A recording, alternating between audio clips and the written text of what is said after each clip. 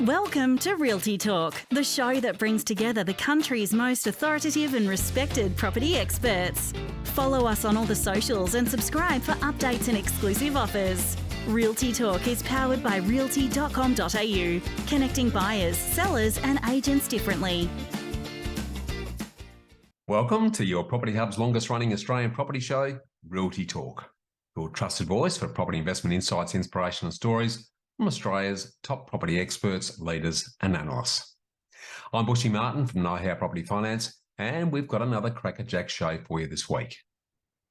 Given our fascination with property and our obsession with trying to predict property values, we're quick to jump on simplified property clock, property cycle and property curve models. But do they really help us to time the market? Renowned property analyst John Lindeman suggests we stop the clock and start to consider better approaches. As news continues to be filled with talk of rate peaks, fixed rate cliffs and widening chasms in home lending, it's all sounding like mortgage mountaineering. So Suvidh Arora from Cinch Loans joins us to show you how to navigate the challenging lending environment and what you can do about it. And to close out the show, we test the question of whether property values are driven purely by interest rates. Thornley from Longview unpacks their recent whitepaper to debunk misleading myths and reveal what really drives house prices. Now, before we get underway, make sure you hit the subscribe button wherever you're listening to or watching the show to ensure that we continue to attract the industry's best of the best so that you can enjoy leading edge insights. And if you'd like a free copy of my award-winning book, Get Invested, make sure you also sign up on the realty.com.au homepage. We've got a lot to unpack, so let's get underway. Successful property investment is a game of finance. Do you have the right team and the right game plan? Realty Talk is brought to you by Know How Property. More than mortgage brokers, Bushy Martin and his team of investment architects set you up with a sustainable strategy structured to lower your costs, tax, risk and stress while increasing your capacity for growth. Know-how has helped over 1,900 homeowners and investors secure more than $800 million in property wealth. So get set to live more, work less and live your legacy. Want to know how to invest in your freedom? Visit knowhowproperty.com.au. As Australians, we all have a fascination with property and property prices. And as investors, we're always trying to pick the best time to buy property and to predict the future of what's likely to happen with property values. But reading property price movements is a bit like trying to forecast the weather. A lot of post-justifying science has developed to try and simplify the very dynamic complexity into quite simple mind models based on past behaviour. And they all sound great and are easy to comprehend, but rarely do they prove accurate or stand the test of time. It seems that lightning just doesn't strike twice when it comes to property. But as a result, there's been a plethora of theories and experts that have emerged over the years to try and encapsulate all of this into property prediction tools like property cycles, clocks, growth curves, you name it. And it's also fair to say that on occasions I've been guilty of some of this myself. So we end up constantly conflicted as one expert warns us about the perils of trying to time the market, while another eagerly assures us that the turning point's arrived and it's time to buy. Now, they can't both be right, so can we time the market or not? Well, to test the validity of all of this and to help you better predict the future of housing price movements, we're joined by long-term show favourite and one of Australia's leading property market analysts who's got a strong and long track record of correctly predicting housing movements. And of course, I'm talking about John Lindeman, who's the CEO of innovative property market research firm Property Power Partners. So welcome back to Realty Talk, John. Hi, Bushy. It's great to be here and hello, everyone. John, great subject today. Really enjoyed reading a recent post you put on LinkedIn on this very subject. But to sort of set the scene and put some shape around the discussion, what are property market cycles and property clocks in basic terms? What they are, they're devices that are used by investors and experts to try and work out what stage of the property market we're at. And I guess they're based on the idea that there are ways you can time the market. You can work out what's about to happen. And I think, they're popular because human beings hate uncertainty. They don't like to not knowing what's going to happen. It fills us with anxiety and worry. And so it's nice to have some sort of indicator that tells us which way markets are heading. Yeah, spot on. We're always looking for simple ways to reduce complexity down, as you say, and reduce the perception of certainty, because that's about all it is. But sort of taking it a bit further then, John, why do you believe that they don't work? Well, I've gathered about 20 different market housing cycles and property clock examples over the years. I've been around, commenting on the market for a long time, and picked all these up, and they range from 4 to 6 to 8 to 12 years. There's even one I found that goes for 18 years, a property market cycle, and they can cover suburbs, regions, cities, or even entire housing markets. So they're always pointing in different directions at the same time because they're looking at different things. But the main reason they're inaccurate is because they assume that the market is always regular, that there are immutable laws which govern which way prices are going to move. And the fact is, Bushy, if we look at what's happened over the last few years, we've gone through a pandemic, we've gone through lockdowns, we've had a number of records such as record low unemployment, higher overseas arrivals, low rental vacancy rates, high a record number of interest rate hikes. And you see, none of these things were predicted by the experts, and even our most revered economists didn't pick up these things were going to happen, and they all impact the housing market. So how on earth can you rely on a housing market cycle or clock that didn't know any of these things were going to happen? Yeah, spot on. So given that context then, can we actually predict the future of housing prices? And if so, how, John? Yeah, it's a good question, Bushy.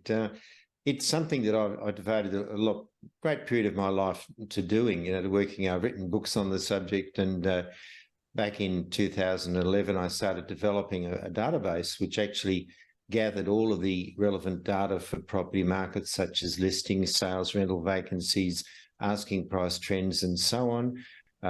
So we've tracked every single suburb in Australia to try and work out which way prices and rents are likely to move. Now, I can tell you that we've been doing this for over 12 years, and in that time, we've had a predictive accuracy rate, both in terms of the direction and the intensity of price changes, of over 90%. So, we're not 100% accurate. We're like the Weather Bureau. We always put it in percentage terms. But it's a great tool to have at your disposal, because it actually removes all of this dependence on laws and cycles and so on that don't work. Yeah, and you're basing it on hard data, not soft opinion. That's right. Tends to be a little bit of the case in the media, at least in recent times. But look, really appreciate you opening our eyes to that. Are there any sort of key indicators within your data that those who are serious about trying to get some sense of anywhere near your 90% plus accuracy level need to focus on, John? Well, there are three main indicators, and I call them the 3 Ps. They are population, growth, and movement. That's really the main indicator of housing demand. If people are moving into an area, they're going to need housing, and that means that housing demand is going to go up. Now, they might be renters or they might be property buyers. So the next P is purchasing power. And that means that if people have got the ability to buy property and they want to buy property, because some people don't, like students and construction workers might prefer to be renters, but you look at, well, what is their purchasing power, and how does that reflect in terms of that particular area where people are moving? The third P is actually properties. Is there a shortage or surplus of the number of properties available in an area of the right sort, the sort that they want to rent or buy? And if you put all those three together, and it's not that difficult to sort of work out, well, is this area growing in popularity? Are people wanting to move in? Are they renters or buyers? And look at the number of listings or rental vacancies to get an idea of what's available. And you can do what I do on a big scale. You can do that yourself on a fairly small scale, and remove that, idea that it's part of a cycle or whatever, because that's got nothing to do with it. I love it, mate. You always have this ability to cut through to the stuff that's really important for us to take on. So I really want to thank you for sharing your always informed perspectives on property, John, and thanks again for joining us on the show today. It's been a pleasure, Bushy. Thank you. Thanks, John. Well, there you have it. The facts always speak more quietly, but much more clearly than the fiction when it comes to predicting the future of property price movements. So if you're serious about ignoring the noise and actually getting the good oil on what you need to be doing, you can't afford to miss John's property predictor reports, including his latest The Good, the Bad and the Ugly report that you can find at lindemanreports.com.au. Stay tuned for more here on Realty Talk. Property deductions can save you thousands of dollars each year. To make sure you maximise deductions, you need to work with the most experienced quantity surveyor in the country. BMT Tax Depreciation is the leading specialist in the industry. They've completed over 700,000 tax deduction schedules for residential investment and commercial properties Australia-wide. BMT guarantee to find double your fee in the first full financial year deductions. Call BMT on 1300 728 726 today for an obligation-free quote. Now, as inflation and interest rates rise and your home loan borrowing capacity and your property purchase price power plummets, many borrowers have become stuck with talk of rate peaks, mortgage prisoners, fixed rate cliffs, and widening chasms between what hardworking Aussies want to do and what they can do. It's all starting to sound a bit like mortgage mountaineering. So what's causing this? Where is it all heading? And what can you do about it to successfully navigate the mountainous terrain in order to minimise your costs and risks while optimising your ongoing opportunities? Well, to give us more insight on all of this, we're joined by fellow finance broker and mortgage Sherpa, Suvidh Arora, the CEO and Chief Solutions Officer with Cinch Loans. So welcome to Realty Talk, Suvidh. Thanks, Bushy. Thanks for having me here. Looking forward to having a chat, mate. It's a very interesting market condition at the moment, as we just spoke about off air. But to sort of kick things off, can you start by giving us a bit of a snapshot summary, I can't even say properly, on where things are at in the world of property finance and what challenges are home loaners facing and where's it all heading? Oh, well, for those who've been living under a rock, interest rates have been rising for the last, 14 months now. And look, on the outset, it paints a very bleak picture, right? People are struggling. There's obviously been record low interest rates, which people have fixed their mortgages at for the last few years. And we are approaching the point where a majority of those fixed rates are coming to expiry and they'll roll off into variable mortgages. And that's where, that's the biggest challenge people are facing, or likely to face, I would say. Currently, anyone looking to get into the property market, obviously with those increased rates, there's much lesser borrowing capacities, and people are just finding the situation a bit more challenging than we've been used to in the past few years, I guess. Yeah, no, very good call. Well, the old $64 million question around interest rates is, in your opinion, and I'm going to ask you to pull out your crystal ball here at this point, Suvidh, how much more do you think interest rates are likely to rise, and when do you think they're likely to peak? Look, if I had a crystal ball, I wouldn't have got it wrong the last month, to be honest. When I personally thought the interest rates shouldn't have gone up in May, to be honest. Yeah. But they did. And obviously the RBA wants to take things in a certain direction and make sure the markets stabilize before they start, reducing the interest rates again. But honestly speaking, I think we are pretty much at the peak or very close to it. I don't think there's a lot more left in terms of interest rate rises. If at all, we might see one more in the next few months. But apart from that, I honestly believe by the end of this year, we'll start seeing a reversing of the trend.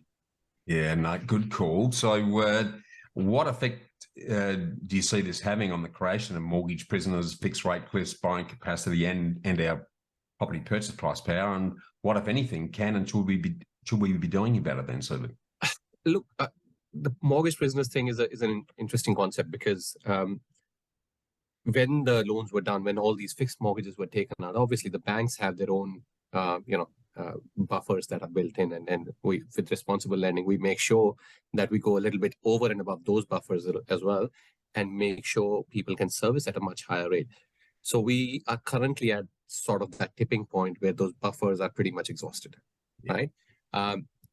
if we go much beyond that, that's where we might see people struggling to make repayments, because there are people who've, stretched out their borrowing capacity as much as possible during those times when the interest rates were really low and property prices were increasing.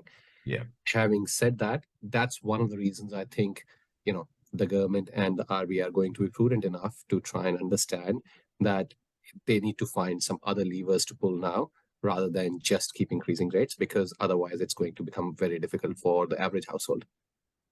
No question about it. Now, I guess there's a little bit of green shoots of improving situations there. It appears now that some lenders are actually reducing the 3% servicing buffer down to 1% on dollar-for-dollar refinances in order to boost buying capacity so they can refinance in order to reduce their costs.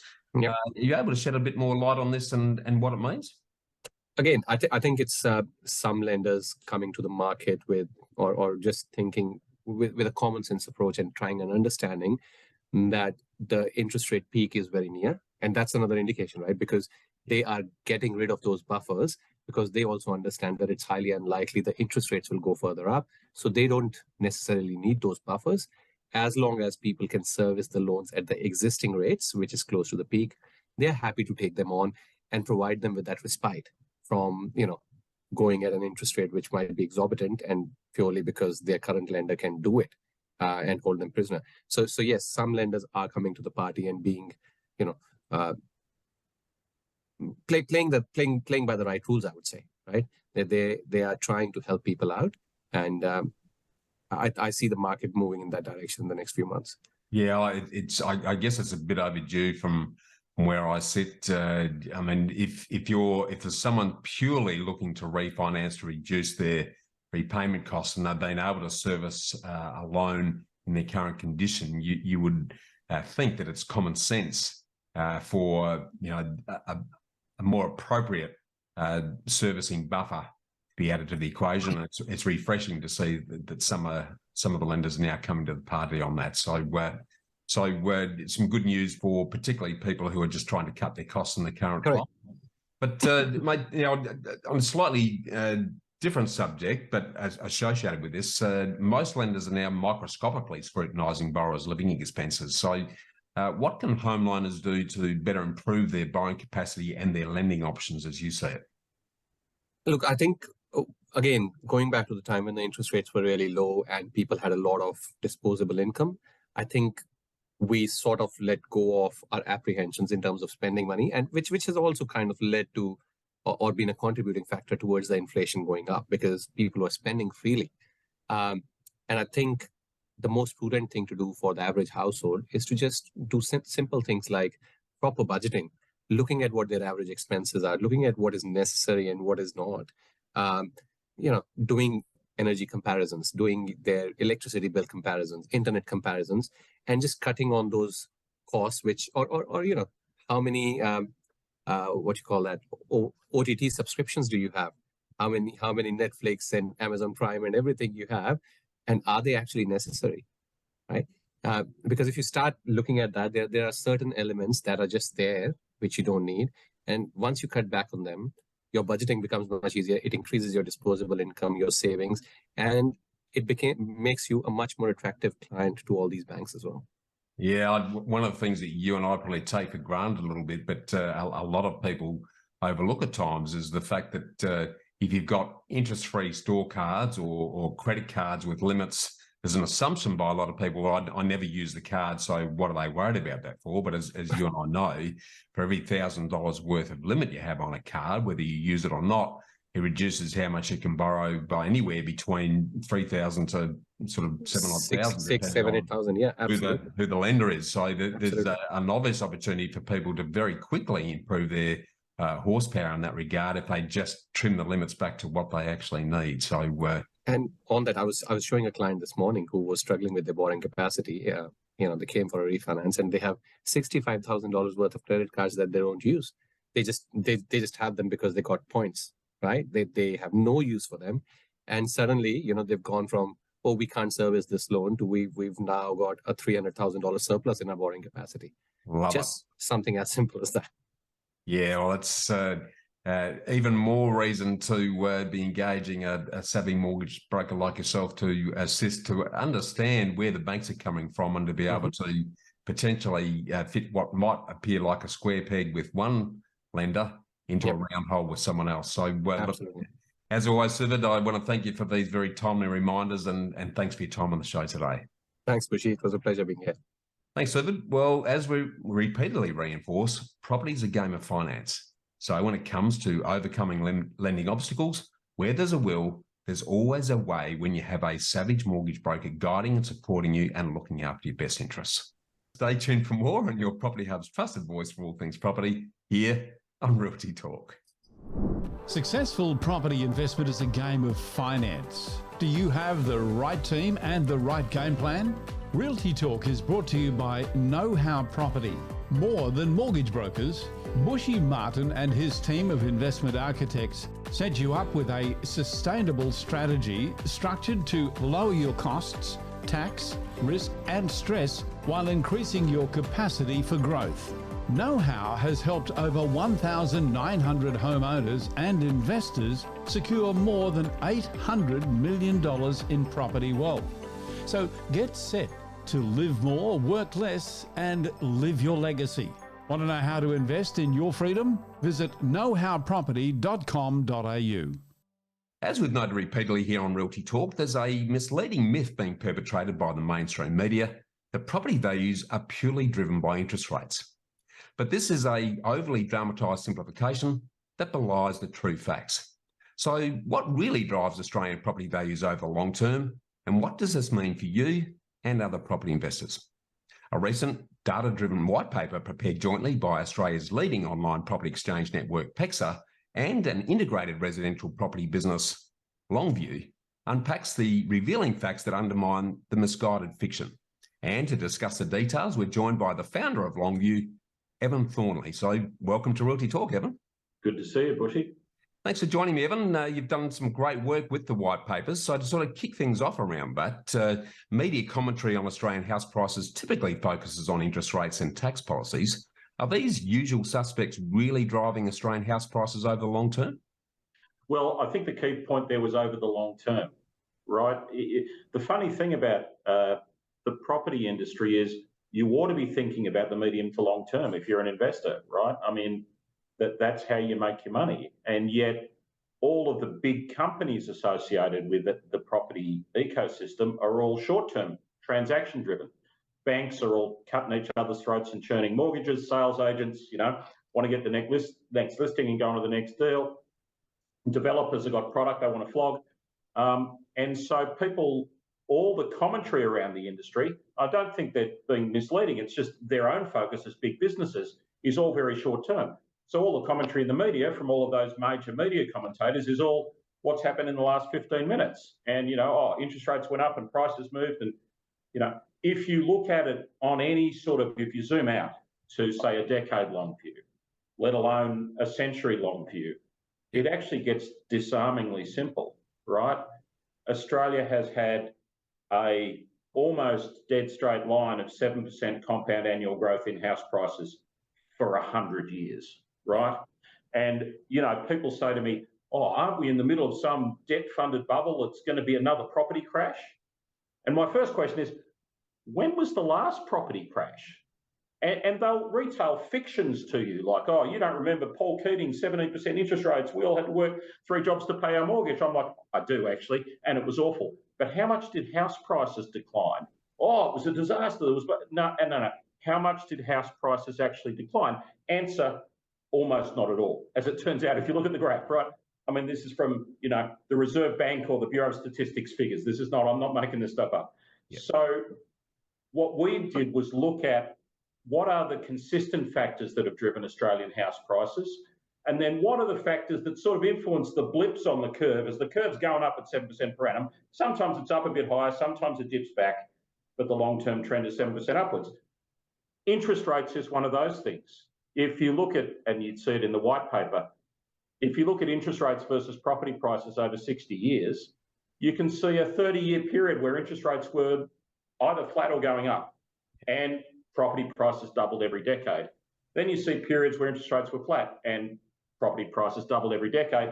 And then you see the more recent time where interest rates were either declining or flat, and property prices doubled every decade. So there's a picture emerging here. And I'm not saying, of course, if you have the fastest rise in interest rates in history, really, which we've had in the last few months, yes, it's impacted house prices a little bit.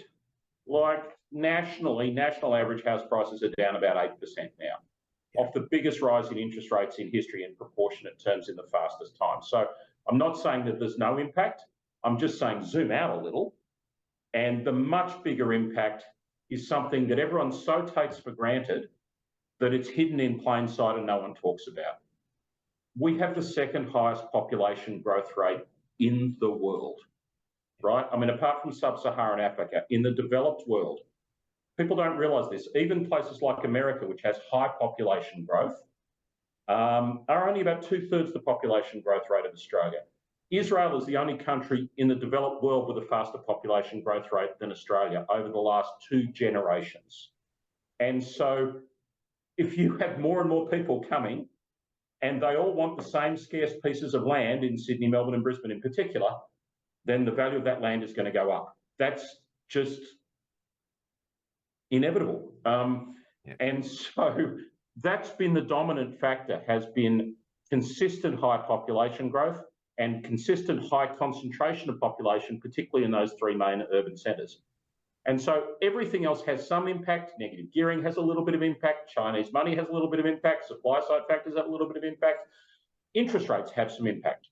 But all of those pale into insignificance compared to the long-term consistent rise in population, which drives land values, which drives house prices.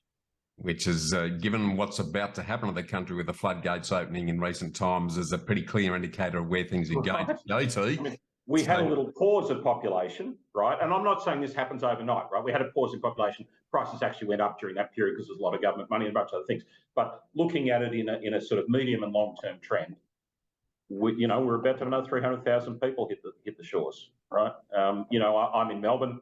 I always say to people, look, an MCG and a quarter of people are going to move to Melbourne this year. Where are we going to put them, right? And likewise, in not quite as many in Sydney, but obviously Brisbane's growing fast as well. But that's the tsunami. The slow-moving tsunami is our world-leading levels of population growth, and that makes our market very different to other markets that we often compare ourselves to. Well, let's jump on that. So put some context around this if we can then, please, Evan. What does make the Australian residential property market so unique? Well, so our unique demographic and geographic, massive population growth for, since before any of us were born, into mainly 3 urban centres, that drives long-term land values, which drives population growth. Yep. So what does that mean? What that means, every property market in the world is some trade-off between capital growth and yield. We'd all love to get lots of capital growth and lots of yield, but it doesn't work that way, because if you have capital growth, prices go up, and unless rents are going up as fast as prices, then yields are going down. That's math, right? Yeah. Australia's here, right? We are one of the best capital growth markets in the world. What that also means, unfortunately, if you're an income-oriented investor, this is one of the worst yield markets in the world. Yeah. If you're in Atlanta or Houston or Cleveland, you've got gross yields of 8 or 9%. Terrific, right? But you have 3% capital growth. We're kind of in the reverse. We've got 7+% average capital growth rates, but yields typically closer to 3. So as an investor in Australia, it doesn't pay to use business models or thinking that come from other markets. Even the commercial property market in Australia is much more yield-oriented and much less certain about capital growth. But if you're talking residential property in Australia, it's one of the best capital growth markets in the world, but it's not a great place to be looking for income growth. That's not our strong suit. Yeah. Well, as a way to grow a nest egg, there's no better vehicle in this country, particularly when it's tax incentivised, to grow that nest egg. So I'm really glad that you sort of and of course, where that becomes critical as well, and we'll come back to interest rates as part of this, but if you're making money on the bank's money, then capital growth is your friend, okay? Yep. You buy $1 million property. Maybe if it's your home, 20% equity is yours, 80% debt from the bank, okay? It grows 7% per annum. You sell it 10 years from now for $2 million. The bank gets their 800 grand back. That doesn't change what you owe them. All the equity is yours. You've gone from 200,000 to $1.2 million. You've made 6 times your money in a decade. Levered equity returns. The stronger the capital growth in the market, the more powerful it is to be levering your equity with debt from the bank. Yeah, extremely well said. So given that combination of factors that we've touched on then, Evan, what's your most important advice to property investors based on the data that you've analysed?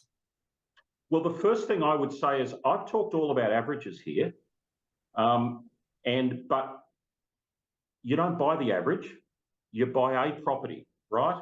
And I mean, we do scatter diagrams of the capital growth property by property in any market, and they're incredibly varied.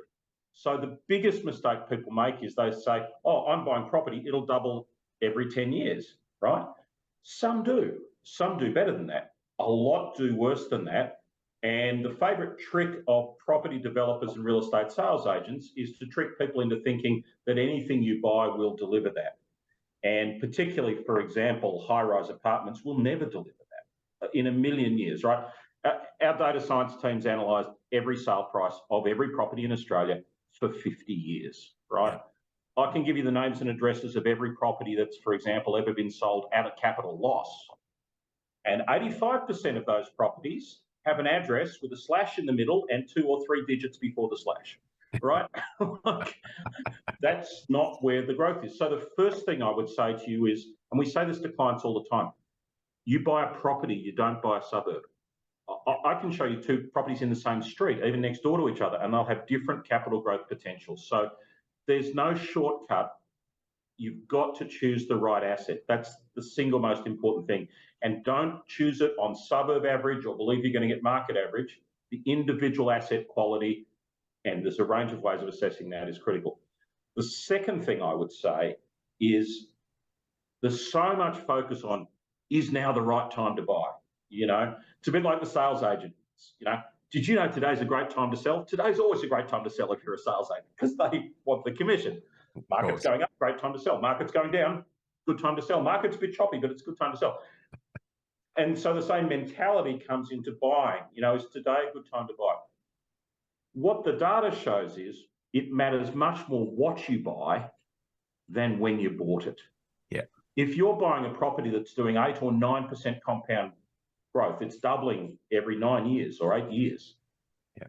It doesn't matter much whether you bought it at the top of the cycle or at the bottom of the cycle. Of course, you'd prefer to buy it at the bottom of the cycle. You've got it a little bit cheaper, maybe 10% cheaper. What matters is it's going to double in 8 years, right? Versus a property that's doing 2 or 3% and will take 20 or 25 years to double. Yeah. So, of course, you would rather buy at the bottom than the top. But the much more important thing is what you buy.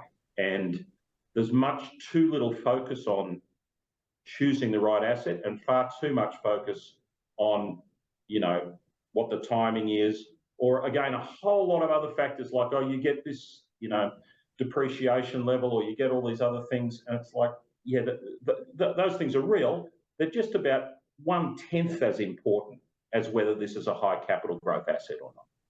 Absolutely.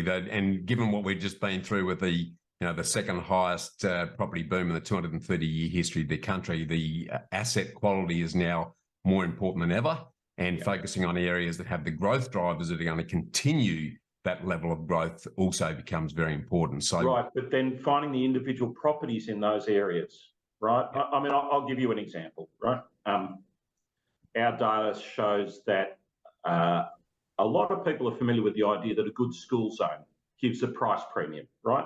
You might pay 20% more to be inside the school zone than outside the school zone. Okay, well, that's important to know. But if 10 years from now, the premium is still 20%, then from an investment point of view, you've had the same investment returns. You've just gone higher price to higher price at the same level. Yep. But if you look at, I'll take a local example here, the Glen Waverley Secondary College School District. You used to pay a 15% premium to be inside the school district versus not. you're now paying a 40% premium. So where the whole of the suburb of Glen Waverley has done 8% growth per annum, which is great, doubling every 9 years, the Glen Waverley Secondary College School District has done 11% per annum, doubled in 7 years. Yeah. But even then, we had a client who had a property inside that school zone. And guess what? We had the hard task of telling that client we didn't sell them the property, we didn't buy the property for them, we just managed it for them. We managed 4,300 rental properties. Yep. That actually, they wanted to sell it and they were almost certainly going to get less than what they paid for it 10 years ago, even though it was inside the Glen Waverley Secondary College School District. Now, in this case, it was a one-bedroom apartment. They bought off the plan in a large-scale development. So you've got to look at the individual property as well as the surrounding area and the drivers within the area. It's more work, but you know, these are, we're talking $500,000, million plus dollar investment decisions. You need to do that work. Absolutely. No, very important lessons there in terms of that quality focus, there's no question. And talk of median prices and property markets is a misnomer in itself. Well, let's think about it. Both property developers and real estate agents both have a benefit in talking the myth of the suburb average, right? Yep. The developer's got a development in that suburb, so they try and say this is a great suburb, as if that matters, right? The sales agent almost certainly only covers 2 or 3 suburbs, so they're always going to say. So both of them have, you know, a mythology of this is a great suburb, therefore our new development will be a great investment. And in most cases, unfortunately, that's simply not true. Absolutely. Doesn't mean there aren't great investments in that suburb. It's just, as they say in Star Wars, these ain't the droids you're looking for. Yes, and then there's lies, and statistics as far as that goes. Evan, look, really appreciate your insights on that, and thanks for these quite refreshing and revealing looks at the whole equation, and thanks for your generous time on the show today. Thanks very much, Bushy. Thanks, Evan. Well, it's now obvious from the data that the current housing crisis and property values in our great country are less affected by interest rates and more driven by our long-term unique demographics and the shortage of available residential land near jobs and services. So ignore the media's fear-mongering indicator of the hour and defer to reputable data-driven research like the white papers that have been produced by Longview and PEXA that you can access for free and in full directly from Evan and his team at longview.com.au. Keep watching and listening to Realty Talk, your Property Hub's go-to place for all things property. And that's a wrap for this week's show. Another big thanks to our special guests, John Lindeman, Suvidh Arora, and Evan Thornley. And before we go, make sure you don't miss another episode of your trusted voice for all things property by subscribing to the Property Hub on your favourite podcast player now, where you'll also enjoy the Get Invested podcast delivered to you each and every week. Thanks again to realty.com.au, BMT Tax Depreciation, Apiro Marketing, DM Media, and Southern Cross Oz Stereo for their ongoing support. I'm Bushy Martin from Know How Property Finance, and along with Kevin Turner and the entire Property Hub Realty Talk team, please remember that your time is free, but it's priceless. You can't own it, but you can use it. You can't keep it, but you can spend it. And once you've lost it, you'll never get it back. That's more food for thought, and we look forward to seeing you again next week. Miss something in this week's show or want to catch up on past shows? Do it anytime at realty.com.au, where we connect buyers, sellers and agents differently.